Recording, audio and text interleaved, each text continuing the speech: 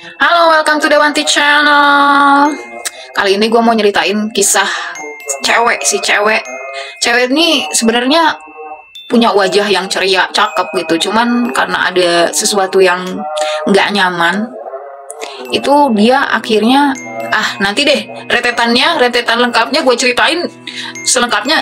Ntar lu harus like dulu nih. Kalau enggak lu subrek gue dulu. Kalau enggak lu bagi-bagiin dulu gitu. Ngancem gue. Cewek cantik ini adalah Katie Staplebill yang kehilangan separuh wajah akibat percobaan bunuh diri. Pernah nyoba bunuh diri nih dengan menggunakan senapan ya kan. Percobaan tersebut gagal, namun dia tuh harus menanggung akibatnya. Wajahnya rusak dan gak bisa lagi tuh dikenali.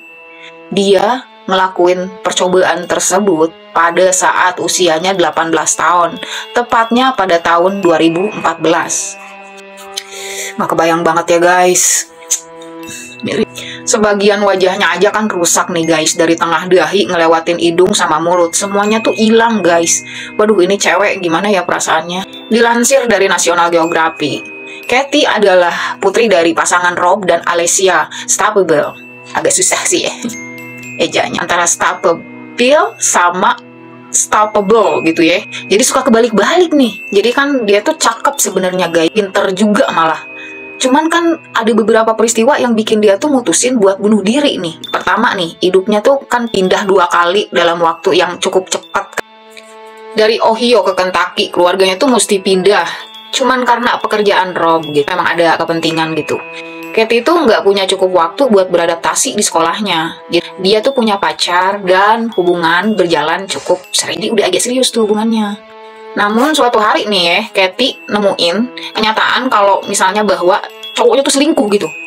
Nggak tahan sama kenyataan tersebut, dia dihianatin gitu ya. Si Katie tuh pergi ke rumah kakaknya Robert. Gara-gara asmara ya guys. Aduh, sayang banget ya. Di sana dia tuh pakai senapan yang biasa digunain Robert buat berburu gitu ya. Dan menembakkannya ke dirinya sendiri. Takdir belum mengizinkannya menemui Tuhan, jadi belum diizinin meninggoy gitu ya guys. Robert saat itu kaget dan ngelihat wajah adiknya tuh udah berlumuran darah. Bersama kedua orang tuanya, Robert ngebawa Katie ke rumah sakit terdekat di Tennessee. Emang rata-rata kalau nembak di kepala itu jarang yang selamat gitu. Tapi ini amazing ya. Cuman miris guys. Aduh, tim dokternya juga nyerah sih, jadi nggak bisa nanganin lukanya gitu. Jadi udah gasuat banget ini. Katie tuh akhirnya dipindahin ke Cleveland Clinic Ohio. Di situ dia lalu kayak ngejalanin tahun-tahun penuh jadwal operasi. Ya kebayang ya, buat mulihin rahang, hidung, sama fungsi-fungsi lain di wajahnya. Ibu sama ayahnya aja bahkan sampai keluar dari pekerjaan hanya buat ngedampingin Katie sendiri. Yang padahal ayahnya tuh hanya kerja serabutan loh guys. Mereka akhirnya mutusin tinggal di Ohio gitu, orang tuanya nyewa apartemen ukuran studio doang. 3 tahun setelah kejadian yang hampir ngilangin nyawa anaknya tersebut, Katie ngedapatin donor darah. Setelah rangkaian konsultasi panjang nih ya, operasi transplantasi wajah dilakuin juga akhirnya. Kebayang ya, udah kayak PSOP gitu guys. Disclaimer dulu di sini, jadi setelah bertahun-tahun menunggu pendaftaran transplantasi, Katie baru ada secerca harapan setelah tahun 2017, di mana Katie mendapatkan wajah baru. Pendonor wajah Katie adalah seorang pecandu narkotika, yakni seorang ibu yang overdosis. Kita tuh yang luka kecil aja mewek ya guys. Aduh, dokternya yang di klinik Cleveland sendiri itu nanganin wajahnya sampai 31 jam loh guys. Salut gak sih sama ortunya gitu ngedampingin Katie, anaknya itu kan gak mudah ya, punya anak lagi kayak begitu, keadaan kayak begitu, mana dia juga lagi kerja serabutan ya guys. Aduh, ada-ada aja. Kini Katie udah memiliki wajah yang baru.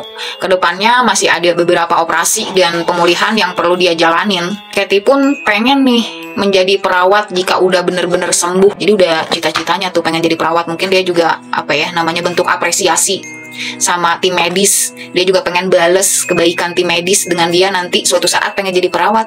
Wah. Dia juga ngasih pesan sama remaja yang pernah berpikir buat bunuh diri di luar sana, katanya ya. Semua hidup itu hanya sementara. Ketika pengen bunuh diri, berhentilah sejenak, ngambil napas katanya. Jadi jangan terlalu impulsif gitu ya. Kalau misalnya memang ada keputusasaan atau masih mendingan komunikasi gitu sama orang tua atau sama temen yang lo bisa percaya daripada lo kayak ngerasa hopeless gitu. Bahaya tuh. Karena Katie sendiri rupanya dia nyesel banget karena udah seenggak-enggaknya lah orang terdekat, orang tuanya itu juga yang repot kan. Amat disayangin ya, gara-gara cowok. Dia juga ngingetin, biarin dia aja yang ngalamin gitu ya. Barangkali jangan sampai nih, itu udah contoh yang gimana gitu ya, bikin shock kan, kebayang aja. Tapi syukur gitu ya, dia tuh udah move on dari peristiwa yang bikin dia trauma. Itu buat pengingat semuanya, jadi kita ambil hikmahnya, ambil pelajarannya ya. Ingat sesuatu yang menyenangkan yang bisa bikin kita tuh bersyukur. Lebih banget lah, kadang-kadang remaja kan mikirnya tuh cuma sejukal, ada yang begitu kan, tapi ada juga sih yang gak gitu-gitu banget. Dan beliau Katy ngomongnya juga udah lancar, cuman matanya tuh masih agak sensitif kalau misalnya kena sinar-sinar. Ya, ini buat pelajaran kita semua ya guys, ambil hikmahnya. Oke, segitu aja dari gue. Storynya cuma satu aja biar kalian tuh gak bosan, ya kan? Karena kalau panjang-panjang kan bosan. Sekian dari Dewanti saja. Jangan lupa pesan-pesannya yang tadi. Saran kritik tetap terbuka, oke? See you, thank you semuanya.